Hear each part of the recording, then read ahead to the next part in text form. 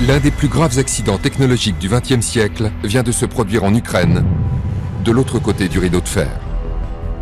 Dans la centrale nucléaire de Tchernobyl, des explosions en cascade et un incendie diffusent dans l'atmosphère un poison mortel, inodore, incolore. Des éléments radioactifs 200 fois plus puissants que ceux des bombes d'Hiroshima et Nagasaki réunis. Il y a eu au moins 6 nuages. Pratiquement à 360 degrés autour de Tchernobyl, il y a eu des départs de poussière et de gaz. Ce panache a fait le tour de la Terre, et même plus d'une fois. Il n'y a pas eu beaucoup de coins de la Terre qui n'ont pas vu le nuage passer. Ce nuage radioactif survole toute l'Europe, sauf la France. Elle est épargnée, protégée par l'anticyclone des Açores. À la fin du mois d'avril 86, c'est vrai. Et cela convient tout à fait aux experts, et notamment au professeur Pellerin. Grâce au vent, le dangereux nuage est repoussé vers l'est. Mais les conditions météo changent début mai, et personne n'en fait état. Il s'agit d'une radioactivité qui ne présente aucun inconvénient sur le plan de la santé publique. Pendant quelque temps, on se dit, mais enfin, s'il y avait eu un problème, il nous l'aurait dit. En tout cas, on est naïf. On disait toujours, tout va bien, ne vous en faites pas. Et pourtant, c'est un énorme mensonge. Le gouvernement veut protéger l'industrie nucléaire aux dépens de la santé des Français. Ni le professeur Pellerin, dont c'est la mission au sein du SCPRI, le service central de protection contre les rayonnements ionisants, ni les ministres ne prennent de décision pour mettre à l'abri la population et éviter une contamination radioactive. Le problème de la radioactivité, c'est qu'on la sent pas, on la détecte pas. Le SCPRI et bien d'autres savaient que le nuage était passé. Et personne n'a levé le petit doigt. Sur cette affaire-là, on peut dire que la raison d'État, oui, l'a emporté sur tout le reste. Dans toutes les familles, il y avait des malades. Là, j'ai vu la lâcheté et l'irresponsabilité du personnel politique. Le nuage radioactif a tout contaminé sur son passage. Des centaines de milliers de personnes dans le monde en seront victimes. Nous irons à la rencontre des témoins de cette époque, des citoyens comme vous et moi, des ingénieurs, des scientifiques, des journalistes, pour essayer d'y voir plus clair sur un dossier stratégique toujours aussi compliqué, parfois top secret. Et pour nous guider face à ce mensonge d'État, Fabrice d'Almeida, historien spécialiste du monde contemporain. Avec lui, nous répondrons à cette question. Comment et pourquoi l'État français a-t-il caché la vérité quant aux retombées de Tchernobyl en France ?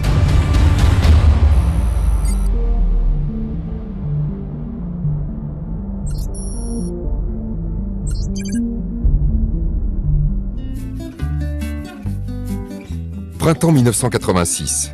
Les Français se préparent avec insouciance au pont du mois de mai. C'est très simple, du soleil absolument partout. En plus, il fait chaud, de plus en plus chaud. Les Français profitent d'une météo agréable pour se baigner en Méditerranée. Ils n'ont aucune idée de ce qui se passe à 2000 km de chez eux, alors que la plus grande catastrophe technologique de l'histoire vient de se dérouler. Un accident nucléaire. Le 26 avril 1986 à 1h23 du matin, une explosion a lieu à la centrale nucléaire de Tchernobyl, en Ukraine. À la suite d'essais, le réacteur s'emballe et entre en fusion. La situation devient incontrôlable. La dalle de béton de 1200 tonnes qui recouvre le toit de la centrale est projetée dans les airs, puis retombe et fracture le cœur du réacteur. Deux autres explosions encore plus violentes ont lieu dans les secondes qui suivent. Plus de 100 tonnes de combustible radioactif entrent en fusion et sont projetées dans les airs. Un nuage de poussière et d'aérosols radioactifs s'envole à plus de 1 km d'altitude.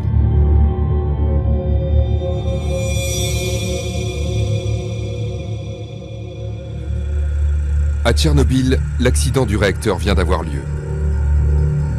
Le directeur est absent, mais il est rapidement alerté de la situation. La radioactivité est tellement forte qu'aucun appareil ne peut la mesurer.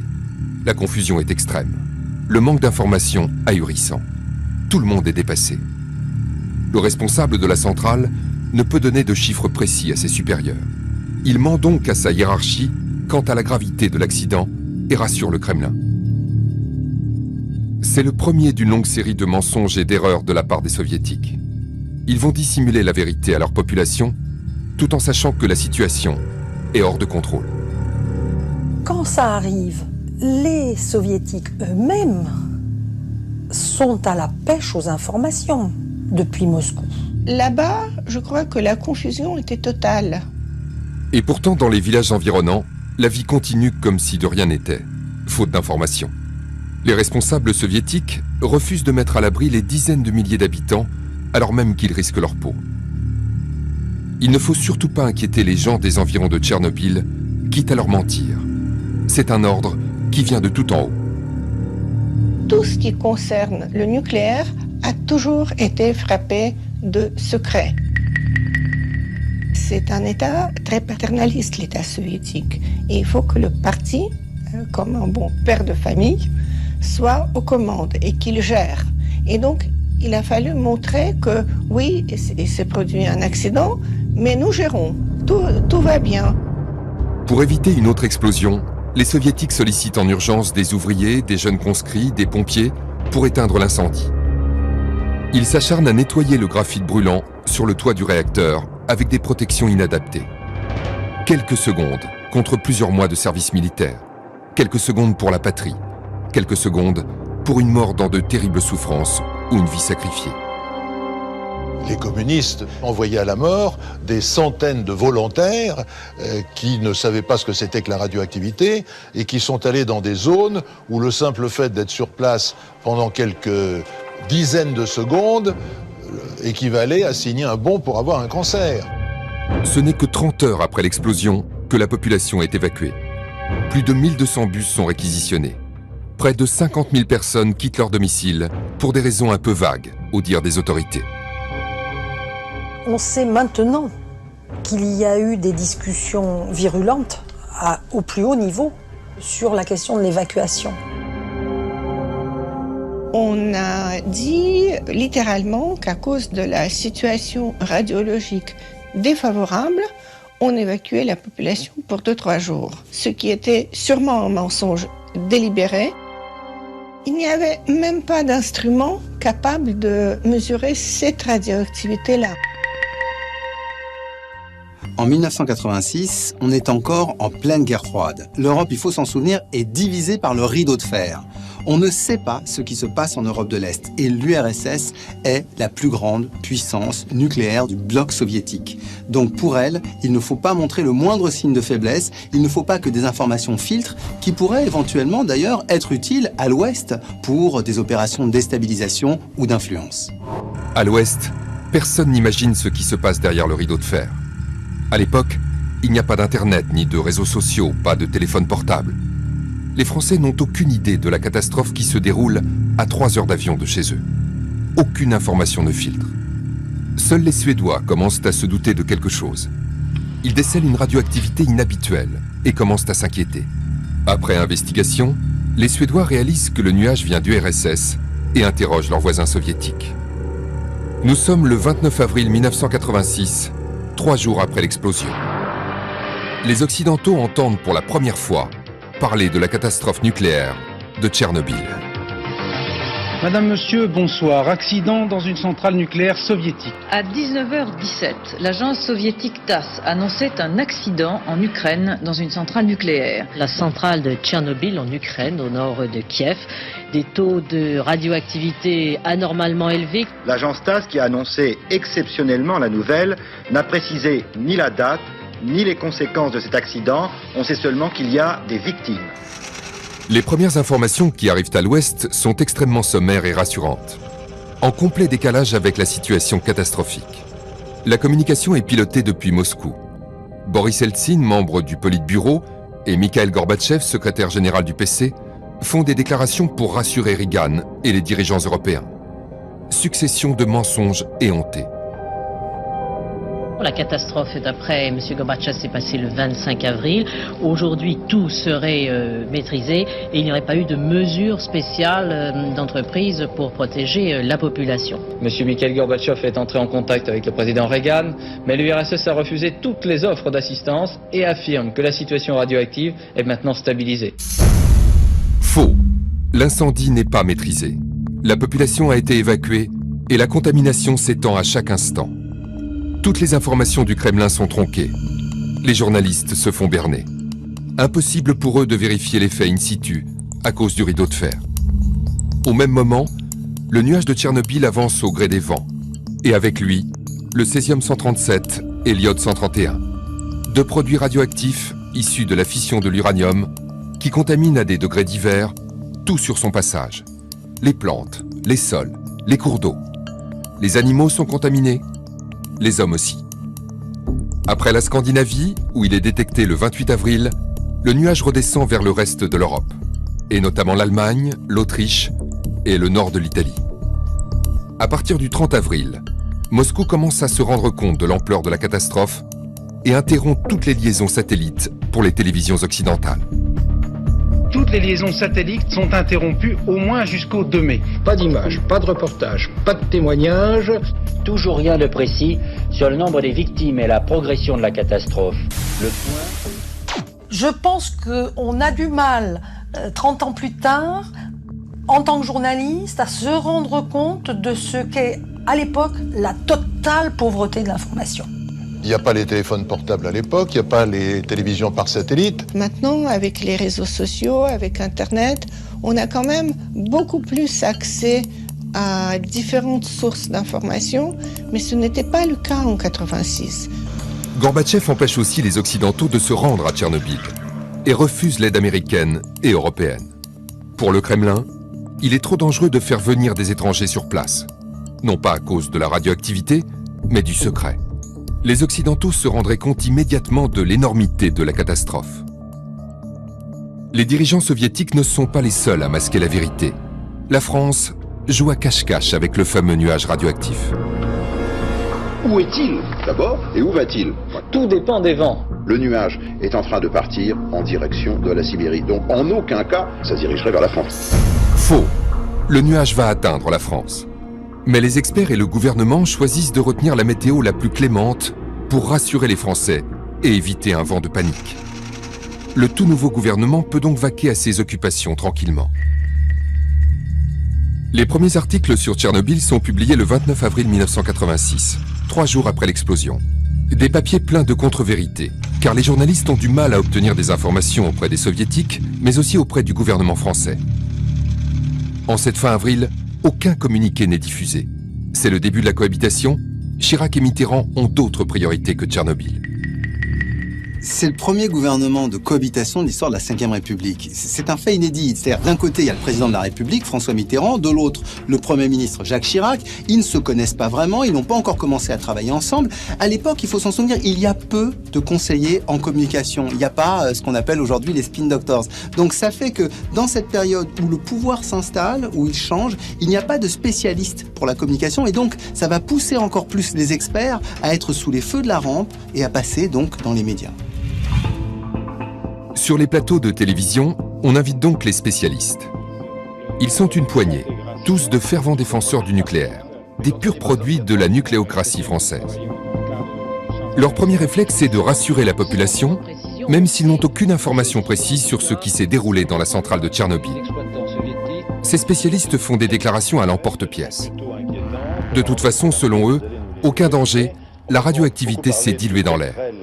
Tous les Français qui nous écoutent se demandent si ça va venir chez nous et si ce nuage sera très toxique. On peut être catégorique, ça ne présente absolument aucun danger. Ça n'en a présenté aucun en Scandinavie. Et plus le temps passe, plus ça se disperse et ça devient totalement insignifiant. Je ne crois pas que les conséquences puissent être sensibles sur le plan de la santé des populations. Même pour les Scandinaves, la santé n'est absolument pas menacée. Cette communication de crise vise à protéger un programme nucléaire qui ne doit absolument pas être remis en cause. Dans les années 80, on est en plein développement du nucléaire en France. Il y avait une croyance en France qu'il n'y aurait pas d'accident. En 81, année où Mitterrand a été élu, c'est là qu'on a construit le plus de centrales en France. Et donc, le fait qu'une centrale explose et que la radioactivité émise par cette centrale qui était à 2000 km vienne polluer notre environnement en France, c'était un événement absolument considérable et non maîtrisable. Donc dans un premier temps, ils ont essayé de nier l'affaire, puis de la minimiser. L'homme qui joue le rôle principal dans la stratégie de réassurance de la population, c'est lui, le professeur Pellerin. Il dirige le SCPRI, le service central de protection contre les rayonnements ionisants. un organisme dont la mission est de surveiller la radioactivité dans l'environnement et dans les produits de consommation. On a fait tellement de catastrophisme sur le plan du nucléaire qu'on risque de déclencher des paniques. Si le professeur Pellerin avait donné l'alerte, la situation aurait été tout à fait différente. Il aurait pu prendre des décisions sanitaires pour protéger les Français, mais il ne l'a pas fait, alors même qu'un nuage radioactif chargé de dizaines de radioéléments contamine tous les pays qu'il survole. Il s'agit d'une radioactivité qui est notable, qui est mesurable, mais qui ne présente aucun inconvénient sur le plan de la santé publique. Le professeur Pellerin était persuadé qu'on allait s'engouffrer dans cet accident pour remettre en cause le nucléaire en France. Et lui, il s'était donné pour charge de le développer. Pour lui, c'était une obsession. Il fallait cacher tout ça, tout ce qui pouvait nuire à l'image du nucléaire. Ça ne menace personne actuellement, sauf peut-être dans le voisinage immédiat de l'usine. Et encore, c'est surtout dans l'usine que je pense que les Russes ont admis qu'il y avait des personnes lésées. Pellerin est médecin et s'improvise expert météo. Pour lui, le nuage est inoffensif. Son avis est tranché et définitif. Le jour même de cette intervention sur le plateau de TF1, le dangereux nuage radioactif survole pourtant l'Hexagone. Ses champs, ses écoles, ses bacs à sable. Mais aucun expert ne l'avoue. Cette information est cachée. La France, c'est un grand pays du nucléaire. C'est le pays de Madame Curie, c'est le pays de Becquerel. C'est un pays où on a décidé d'établir un gigantesque complexe nucléaire qui soit à la fois civil, pour fournir de l'énergie, et militaire pour garantir l'indépendance et la grandeur du pays. Et donc ce complexe joue aussi le rôle un peu de lobby. Il essaye de convaincre toute l'opinion que le nucléaire, c'est quelque chose de propre, de sûr, quelque chose de fiable et qui n'est pas dangereux pour la santé. Mais est-ce que c'est si vrai que ça ? Toutes les centrales nucléaires sont dangereuses, surtout quand elles explosent, comme celle de Tchernobyl. Elles libèrent dans l'atmosphère des gaz et des poussières très nocifs pour la santé. Les masses d'air contaminées qui ont atteint la France contenaient une vingtaine d'éléments radioactifs. Césium-137, césium-134 qui sont des métaux, l'iode-131 qui est un gaz. Toutes ces substances radioactives, les gens vont les inhaler et les gens vont ensuite consommer des aliments qui sont contaminés par ces substances qui se sont déposées sur les sols et donc qui ont contaminé la chaîne alimentaire. Donc ça va passer dans le sang très rapidement et donc ça va aller charger des organes différents. Le césium va aller dans les muscles, il y en a d'autres qui vont dans les os comme le plutonium ou le foie. Le cœur, les intestins, la tête, les glandes sont aussi touchées par les radionucléides. Mais l'organe qui est le plus sensible à l'iode-131 est la thyroïde. Le problème pour l'iode, c'est qu'il se fixe au niveau de la thyroïde. Dans les 10 minutes, c'est dans le sang. Et au bout d'un quart d'heure, ça commence à arriver à la thyroïde. Au bout de 6 heures, tout ce que vous avez dans le sang est dans la thyroïde. C'est pour ça qu'on dit qu'il faut donner des pastilles d'iode pour saturer la thyroïde, afin que lorsqu'arrivent les produits radioactifs, il n'y a plus de place. Mais si vous les donnez 6 heures après, il n'y a plus de place. Les produits radioactifs, ils sont là. Et donc ce qu'on peut constater, c'est qu'à l'époque, certains groupes de population ont subi des doses de radiation, en particulier à la thyroïde, qui dépassaient largement les limites sanitaires. Et c'est pourquoi il aurait fallu prendre des mesures de protection. La France est un des seuls pays pratiquement en Europe à n'avoir pris aucune mesure de protection. Et pour cause. Pour le professeur Pellerin, le nuage de Tchernobyl est loin de l'Hexagone et les radioéléments se diluent dans l'atmosphère. Les faibles doses de radioactivité sont inoffensives. De nombreux experts partagent son point de vue dans les années 80. La population française est donc hors de danger. Pourtant, le nuage survole toute l'Europe. La Suède, l'Allemagne, l'Italie, la Belgique, la Suisse, sauf bizarrement la France. Alors en France, on ne s'inquiète pas pour l'instant, avec raison semble-t-il, car notre pays jusqu'à présent a été complètement protégé de ces retombées radioactive. Il y a l'anticyclone des Açores qui est né mardi dernier, donc sur les Açores, puis qui a gonflé, s'est développé sur l'Atlantique. La météo affirme qu'il restera jusqu'à vendredi prochain suffisamment puissant pour offrir une véritable barrière de protection. Il bloque en effet toutes les perturbations venant de l'Est. Voilà ce que l'on sait sur le plan météo. Donc, disons qu'on peut être inquiété, mais pas menacé. Ce sont donc les vents qui nous ont sauvés. Les experts nucléaires surfent sur cette météo exceptionnelle pour rassurer encore une fois les Français en insinuant qu'il n'y aura aucune retombée radioactive sur le territoire. Cette fameuse phrase sur le nuage qui s'est arrêté à la frontière française, ce n'était pas Pellerin qui l'a prononcée, même cette phrase exacte n'a jamais été prononcée. Mais tout le monde l'a laissé entendre. Alors si ça va venir chez nous, ça je crois qu'il faudrait demander aux spécialistes de la météo. Mais par contre, la toxicité, là on peut être catégorique, ça ne présente absolument aucun danger. Tout ça dépend de la météo, après des vents. Je ne pense pas que ça puisse aller à une échelle supérieure à quelques dizaines de kilomètres aux alentours de la centrale. En clair, les experts du nucléaire en fument tout le monde. Le français moyen, comme les journalistes. Ce qui ne nous aide pas, c'est de ne pas savoir très exactement où circule le nuage, où circulent ces éléments radioactifs. Si je peux faire une comparaison avec Fukushima, vous aviez une description des vents juste après les débuts de la catastrophe et vous la trouviez sur Internet. En 86, quand vous voulez savoir ce qui se passe pour le nuage, eh bien, vous avez intérêt à avoir des bons copains à la météo qui vous décryptent les images satellites. Pendant 10 jours, la vérité est cachée. Tout le monde pense que l'Hexagone est épargné par le nuage. Les Français sont donc sereins. Pourtant, le nuage radioactif atteint notre territoire le 29 avril 1986, soit 3 jours après la catastrophe. Le danger est là, au-dessus de nos têtes. L'Est et le Sud-Est de la France sont touchés en premier. Puis le nuage remonte au nord, par la vallée du Rhône. Un peu partout sur le territoire, les détecteurs de radioactivité des centrales nucléaires sonnent. Ils décèlent des radioéléments dans l'atmosphère, à Cruas, à Fessenheim, à Saclay, partout, sauf en Bretagne.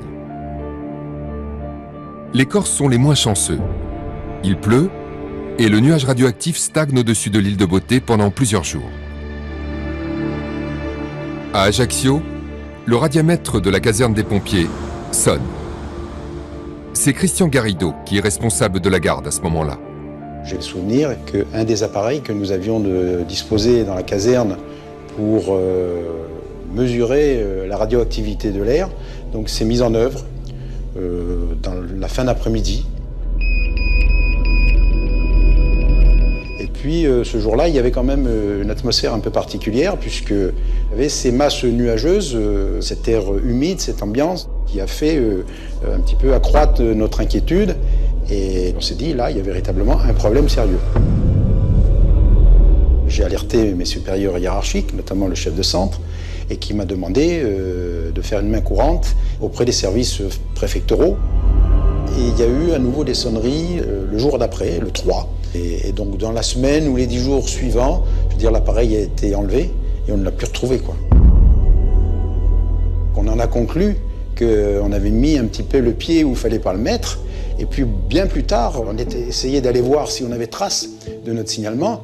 Et curieusement, la page de réception de cette alerte avait été arrachée. À plus de 1000 km d'Ajaccio, le scénario se reproduit à Saclay, au commissariat à l'énergie atomique.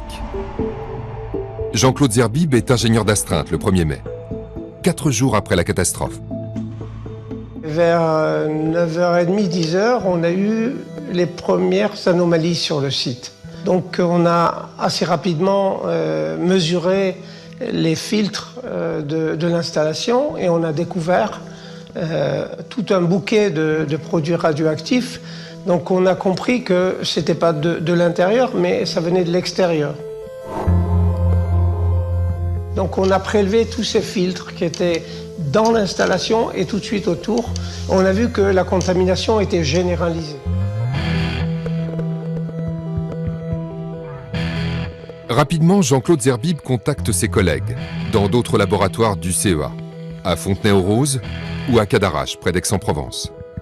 Là-bas aussi, la contamination est détectée. Nous avons demandé à mesurer des salades, des carottes, de l'eau. Et on a vu qu'on trouvait le bouquet de produits radioactifs partout, dans les produits de consommation, dans l'herbe et dans l'eau. En France, au tout début du mois de mai, des dizaines de personnes savent que le nuage radioactif est au-dessus de l'Hexagone et qu'il contamine tout. Des ingénieurs, des chercheurs, des militaires ou des techniciens. Mais personne n'ose s'exprimer. Le pouvoir verrouille la communication. Ce nuage a été détecté partout en France parce que toutes les centrales ont des détecteurs, tous les centres de recherche ont des détecteurs. Donc les informations, elles existent quelque part. Tout le problème est que ceux qui les ont aient la permission de les donner. La problématique était telle que, on demandait le silence. Voilà. À partir du moment où d'autres qu'eux s'exprimaient sur le nucléaire en général, et pire encore dans une situation grave, c'était une traîtrise. Il fallait pas. On était des traîtres. Le seul à avoir le droit de parler, la seule voix que l'on écoute, c'est toujours ce fameux professeur Pellerin. Le 1er mai, il diffuse un communiqué dans lequel il affirme clairement que les mesures enregistrées en France sont sans répercussion aucune. Il faudrait des doses 10 000 à 100 000 fois plus fortes pour que commencent à se poser des problèmes de santé publique. Les prises préventives d'iode ne sont ni justifiées, ni opportunes.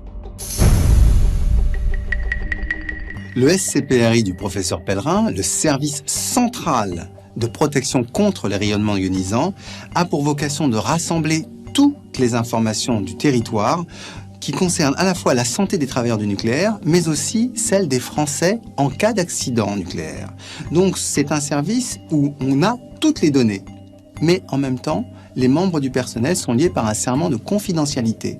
Ils n'ont pas le droit d'en parler, ne serait-ce que pour des raisons d'espionnage. Si bien qu'il n'y a que ce qui va être dit par le sommet de la hiérarchie, par le professeur Pellerin, qui pourra être entendu comme la vérité du moment. La France est donc l'un des seuls pays européens où aucune mesure n'est prise pour protéger la population.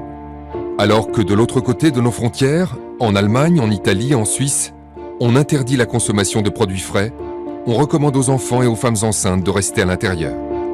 Dans certains pays, on conseille même de prendre de l'iode pour protéger la thyroïde.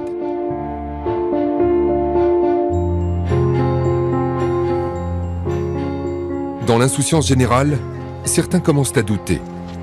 Les fauconniers habitent en Balagne, à une encablure de Calvi. Au printemps 1986, ils mènent une vie paisible, avant d'être rattrapés par la catastrophe de Tchernobyl et de devenir les lanceurs d'alerte corse. Le risque nucléaire, c'était pas quelque chose qui nous avait tracassés. Ici, on est quasiment à 2000 km de Tchernobyl. On ne se faisait pas de soucis, surtout qu'après, il y avait eu dans la presse des propos très rassurants. Des propos très rassurants que ne partagent pas leurs amis, qui rentrent d'Italie. Quand il revient, ils nous disent « Mais qu'est-ce que vous avez fait pour les enfants ?» On dit « Mais à quel propos ?» Rien de particulier. Il dit « Mais en Italie, on n'a pas le droit de manger des salades. Et nous, les salades, les herbes, c'est ce qu'on ramasse tous les jours. » Et on dit « Mais non, nous, on n'a pris aucune précaution. » Et à partir de là, on se dit « Mais quand même, si en Italie, ils ont fait quelque chose, nous, géographiquement, on est quand même beaucoup plus proche de l'Italie. » Donc on commence à s'inquiéter. Dans son exploitation, Marie-Antoinette constate un changement brutal. Des arbres ont grillé, des lignes d'arbres ont grillé, comme si on avait jeté du désherbant. Alors on peut dire il y a des maladies, etc. Oui, mais là, ça avait été quelque chose de brutal qui était arrivé à ce moment-là. Mais ça ne s'arrête pas là. Ces bêtes aussi sont malades. J'avais donc quelques vaches, je n'ai pas eu un veau qui a survécu. Il y a eu des veaux morts-nés, il y a eu des vaches qui ont avorté, je n'étais pas la seule, bien sûr, beaucoup d'autres. Il y a eu beaucoup de problèmes avec les cochons, parce que les cochons c'est pareil, ça mange au ras du sol, ça fouille, et c'était là qu'il y avait le plus de contaminants. Tiens. On a cherché à comprendre pourquoi on ne nous donnait pas de réponse. Est-ce que les services de l'État avaient, eux, quelques données qu'ils ne voulaient pas communiquer, ou bien est-ce qu'ils n'avaient rien, ils n'avaient pas fait leur travail? Dans tous les cas, on était quand même très mal barrés. À partir de ce moment-là, les époux fauconniers décident de faire analyser du lait et du fromage. Ils envoient leurs échantillons au SCPRI du professeur Pellerin. Les premiers résultats tombent et sont étonnants. Il nous fait part de la contamination du lait en minimisant, en nous disant bon, il y a 320, 360 becquerels par litre de lait d'iode 131. C'est insignifiant, ça représente quelques cigarettes supplémentaires dans la journée. J'ai trouvé ça assez curieux comme comparaison. Quelques semaines plus tard, dans un autre laboratoire indépendant du SCPRI, ils testent à nouveau le lait de brebis et de chèvre. Et là, les chiffres n'ont plus rien à voir. Ils ont estimé que la contamination initiale pouvait être de l'ordre de 5000 becquerels au début du mois de mai. Plus tard, on s'est aperçu que la contamination localement, début du mois de mai, était plutôt de l'ordre entre 10 000 et 20 000 becquerels par litre de lait. C'est le chiffre qui apparaît dans un document confidentiel du ministère de l'Intérieur, une note secrète où l'on peut lire « Nous avons des chiffres qui ne peuvent pas être diffusés. » Évidemment, car ces niveaux de contamination sont 30 à 60 fois plus importants que ceux communiqués par le SCPRI. Des chiffres très largement au-dessus des limites acceptées par la CE. Dans la région de Valence, Roland, Christian et d'autres commencent eux aussi à douter du discours officiel. Ils font partie du premier groupe de citoyens à l'origine de la CRIRAD, la commission de recherche et d'information indépendante sur la radioactivité. Ils s'inquiètent pour eux-mêmes et leurs familles et décident d'analyser des produits de consommation courante. On est en même temps soucieux de notre santé, celle de nos enfants, et en même temps on est des citoyens, on a envie de savoir. Et là, c'est vrai qu'on a essayé d'interpeller les labos qui étaient censés pouvoir faire des mesures. Alors c'était chez EDF, chez Areva, à Grenoble, au CEA, etc. Et évidemment, toutes les portes se sont fermées. La CRIRAD contacte un chercheur au laboratoire de physique nucléaire de Lyon. Dès les premières analyses qu'on a faites avec le professeur Béraud, on a pu voir qu'on trouvait de la contamination radioactive dans tous les échantillons qu'on mesurait. Tous. Par contre, à des niveaux extrêmement variables, qui ont fait que, à la ferme où on était, ou la ferme d'à côté, on n'a pas eu forcément les mêmes contaminations. La CRIRAD réalise plus de 500 analyses de radioactivité au moment de Tchernobyl. Par exemple, dans la Drôme, le thym peut être contaminé par le césium-137 à des niveaux très différents. Les valeurs s'échelonnent entre 24 et plus de 16 000 becquerels par kilo. Le professeur Pellerin disait, ben voyez, là, il faisait des moyennes par département, lui, par région. Et vous voyez, la moyenne des inférieurs. Donc, tout va bien. Tout va bien, mais tout est faux. Le service du professeur Pellerin bricole les données et s'arrange pour donner des moyennes toujours inférieures aux limites européennes de contamination. Face aux informations inquiétantes des lanceurs d'alerte, le gouvernement se doit de réagir.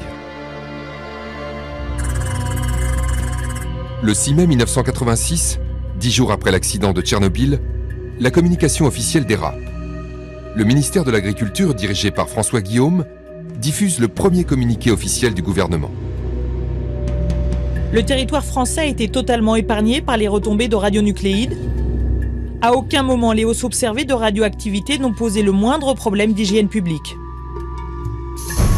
Pour la première fois, le mensonge est porté par un homme politique.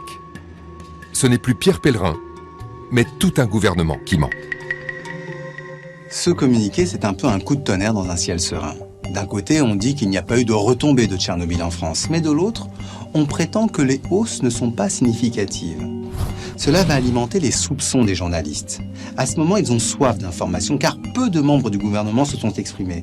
Ni Michel Barzac pour la santé, ni Madelin pour l'industrie. Et donc, le fait que le ministre de l'Agriculture prenne la parole, va les troubler, va alimenter leur désir d'enquêter et de montrer que peut-être on cache quelque chose au public.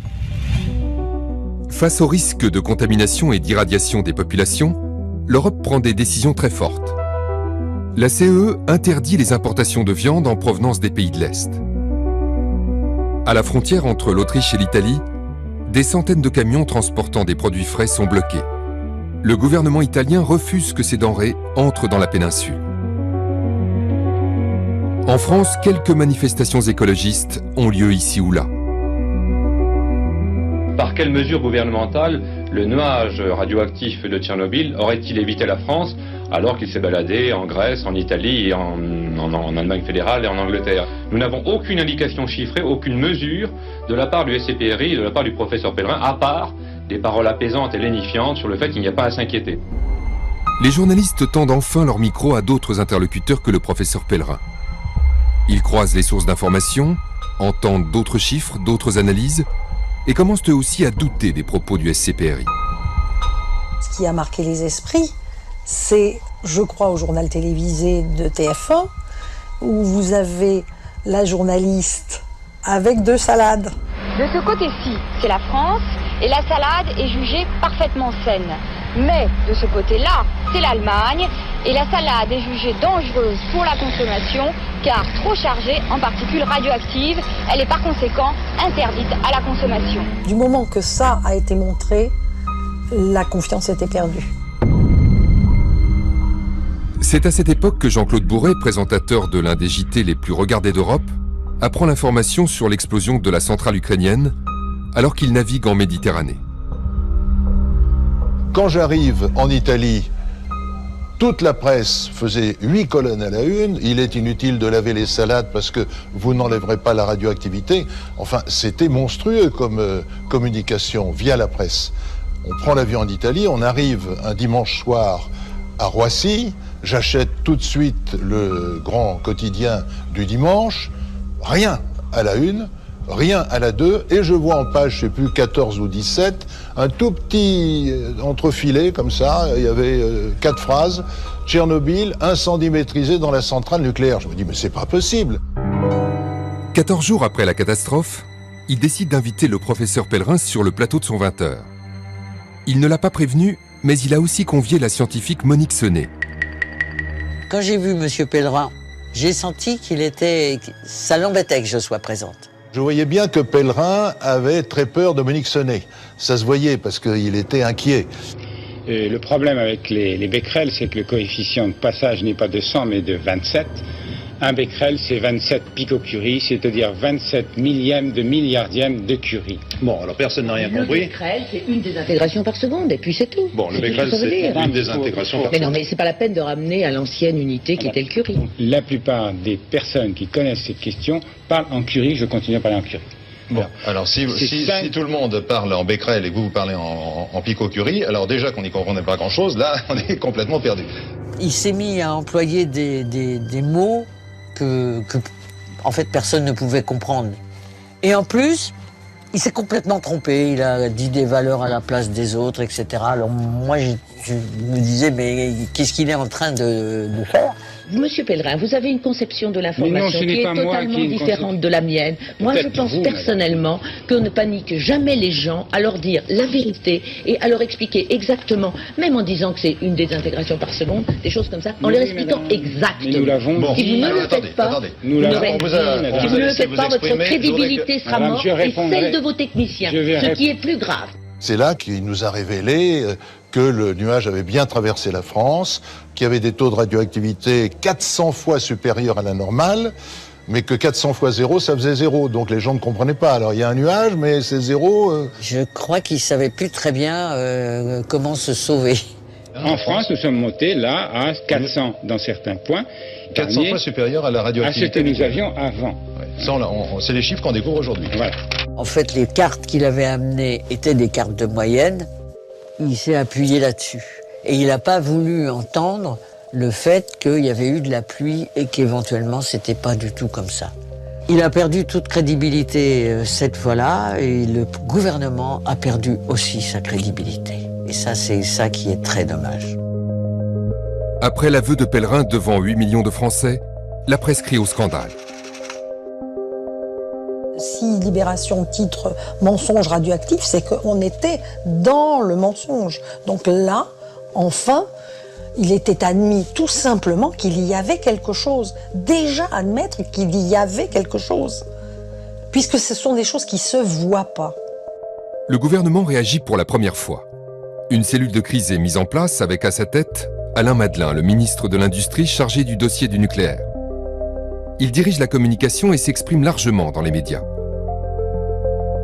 Personne ne peut dire qu'à un moment donné, la sécurité des Français était menacée. C'est pas vrai. Il n'y a pas eu de maillon faible dans la sécurité des Français, il y a eu un maillon faible dans la procédure de communication. Alain Madelin ment quand il assure qu'on a protégé les Français. En revanche, il a raison quand il évoque un problème de communication. 18 jours après l'explosion de Tchernobyl, quand Alain Madelin prend la parole, il dit qu'il n'y a pas eu de mensonge, qu'il n'y a pas eu de dissimulation, simplement une erreur de communication. Donc d'une certaine manière, il déplace le problème. Ce n'est pas une question nucléaire, c'est une question de propagande. Et là, cette notion me paraît importante, parce que des personnalités comme Alain Madelin sont quand même restées dans l'idée qu'ils n'ont pas démérité, que le gouvernement n'a pas grand-chose à se reprocher, qu'au fond, on pourrait dire qu'il ne s'est rien passé en France en avril 1986. Cette position n'est pas du tout partagée par les lanceurs d'alerte. Dans la Drôme et l'Ardèche, la CRIRAD, la Commission de recherche et d'information indépendante sur la radioactivité, s'est constituée pour prouver le contraire et démontrer qu'il y a bien eu une contamination en France à la suite de l'explosion de Tchernobyl. Depuis 3 décennies, Roland et Christian réalisent un peu partout dans l'Hexagone des prélèvements de sol, de plantes, d'eau. Aujourd'hui, ils retournent chez ces éleveurs à la retraite. Bonjour. En 1986, leur lait était radioactif. J'ai retrouvé un échantillon qui vient bien de chez toi. C'est une activité en césium-137 de 134 becquerels. C'est pas énorme, mais c'était déjà presque 9 mois après l'accident. Et ça veut dire qu'au printemps, il y en avait évidemment beaucoup plus. À l'époque, les agriculteurs ont pris une décision courageuse. Ils ont décidé de ne pas vendre leur lait car ils le savaient dangereux. Mais rien ne les y obligeait. Le gouvernement, en 86, n'a pris aucune décision pour interdire la commercialisation de produits frais contaminés. Avant de quitter l'exploitation, Roland et Christian se dirigent vers le potager pour prélever des légumes et constater que la radioactivité est toujours là. On n'est pas revenu à un niveau antérieur à Tchernobyl, ça c'est certain. Le césium-137 qui est déposé n'est plus a priori à la surface, mais comme il a une demi-vie de 30 ans, il n'a diminué que de moitié, lui. Alors, certaines espèces vont les garder plus longtemps, certains sols vont les garder plus longtemps, mais on n'est pas revenu au zéro. Mais ailleurs en France, la situation est beaucoup plus grave. Dans certaines zones très spécifiques du parc national du Mercantour, par exemple, il existe des endroits que les scientifiques appellent « taches de léopard », où la contamination est extrême. Alors sur ces sols du Mercantour, là on a des niveaux de contamination qui sont vraiment extrêmement élevés. On est à plus de 100 000 becquerels par kilo sur des points d'accumulation très particuliers. C'est-à-dire que quand les masses d'air contaminées de Tchernobyl ont survolé certains secteurs des Alpes et qu'il neigeait, la neige a entraîné les particules radioactives qui ensuite se sont redispersées en fonction du vent et ont donné des amas de neige. Et à la fonte des neiges, ce césium s'est ensuite accumulé dans des zones très particulières. Et là, on a des sols qui sont contaminés à un niveau tel qu'on peut vraiment parler de déchets radioactifs. Encore aujourd'hui, 30 ans après la catastrophe de Tchernobyl. Des données qui sont confirmées aujourd'hui par l'IRSN, l'Institut de radioprotection et de sûreté du nucléaire, l'organisme qui a succédé au SCPRI du professeur Pellerin. Des chiffres qui montrent que le professeur Pellerin a menti sur le plateau de TF1 en 1986. Comme le confirme Philippe Renaud, expert en radioactivité environnementale à l'IRSN. On s'est aperçu qu'il y avait une méconnaissance de ces dépôts radioactifs, une méconnaissance qu'il a fallu une grosse quinzaine d'années pour combler. Et donc on a commencé à penser qu'effectivement les cartes officielles de l'époque étaient fausses. Si on prend l'exemple de l'Est de la France, le SCPRI annonçait finalement une vingtaine de becquerels par mètre carré pour le césium-137. Nous, ce que nous avons mesuré sur la région Alsace, par exemple, c'est une moyenne de 7000 becquerels par mètre carré, c'est-à-dire au moins 300 fois plus, avec des zones de la Corse à l'Alsace où on a même des niveaux de 30 000 becquerels par mètre carré en césium-137. Un niveau extrêmement fort qui s'est avéré dangereux pour les populations rurales de l'Est, du Sud-Est et de la Corse. Aujourd'hui, les experts du nucléaire estiment que les Français les plus touchés ont absorbé 1 millisievert, soit l'équivalent de la radioactivité reçue lors d'un scanner, d'une radio ou de 16 allers-retours Paris-New York. Car en altitude, on reçoit plus de radioactivité.